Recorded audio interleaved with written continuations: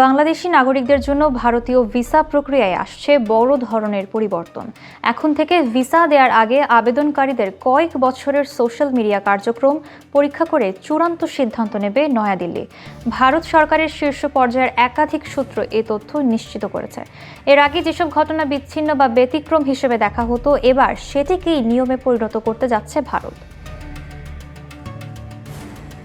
এদিকে এই সিদ্ধান্তের পেছনে একাধিক নজির রয়েছে বলে জানায় দিল্লি। বাংলাদেশি মেয়ে আফসারা আনিকা মিম 2018 সালে ভারতের শান্তিনিকেতনে বিশ্বভারতী বিশ্ববিদ্যালয়ে চারুকলায় ভর্তি হন। 2019 সালে নাগরিকত্ব সংশোধনী আইন বিরোধী আন্দোলনের সময় সহপাঠীদের কয়েকটি ছবি ফেসবুকে শেয়ার করেছিলেন তিনি। নিজে কোনো বিক্ষোভে অংশ না নিলেও 2020 সালের ফেব্রুয়ারিতে ভারতের স্বরাষ্ট্র মন্ত্রণালয়ের অধীন বিদেশি নাগরিক নথিভুক্তকরণ বিভাগ তার ভিসা বাতিল করে ভারত ছাড়ার নির্দেশ দেয়। একই সময় কলকাতার ধর্মতলায় সিএএ বিরোধী বিক্ষোভ দেখে দাঁড়িয়ে পড়েন আরেক বাংলাদেশি পর্যটক। বিক্ষোভকারীদের সঙ্গে স্লোগান দিয়ে সেই ছবি ফেসবুকে পোস্ট করার পরদিনই বিষয়টি নজরে আসে ভারতীয় গোয়েন্দাদের। এরপর তাকে বেনাপোল স্থল বন্দর দিয়ে দ্রুত দেশে ফেরত পাঠানো হয়। এছাড়া 2024 সালের অগস্টে আসামের শিলচরের এনআইটিএ পড়ুয়া বাংলাদেশি ছাত্রী মাইশা মাহজাবিনকেও রাতারাতি করিমগঞ্জের সুতারকান্দি সীমান্ত দিয়ে ফেরত পাঠানো হয়। তার বিরুদ্ধে অভিযোগ ছিল তিনি এক বন্ধুর ভারত বিরোধী পোস্টে হার্ট ইমোজি দিয়ে সমর্থন জানিয়েছিলেন। একই বছরের সেপ্টেম্বরে চ্যাংরাবান্ধা সীমান্ত দিয়ে ভারতে ঢুকে বাংলাদেশি পর্যটক মোহাম্মদ আলমগীর নিয়মিত ভারত বিরোধী পোস্ট দেওয়ার অভিযোগে তাকেও ফেরত পাঠানো হয়।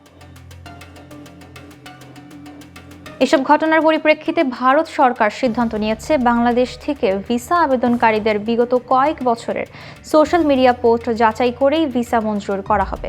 এদিকে মার্কিন ভিসা নীতির মতোই অন্তত 5 বছরের অনলাইন উপস্থিতি পরীক্ষা করার পরিকল্পনা নেওয়া হয়েছে। ভারতীয় পররাষ্ট্র মন্ত্রণালয়ের এক শীর্ষ কর্মকর্তা বলেন, বাংলাদেশের সাম্প্রতিক সময় ভারত বিরোধী বক্তব্য বেড়ে যাওয়ায় এই পদক্ষেপ জরুরি হয়ে পড়েছে।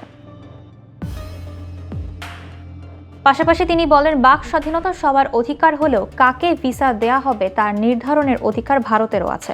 এছাড়া শেখ হাসিনার পতনের পর গত বছরের অগস্ট থেকে বাংলাদেশে ভারতের ভিসা কার্যক্রম প্রায় বন্ধ ছিল।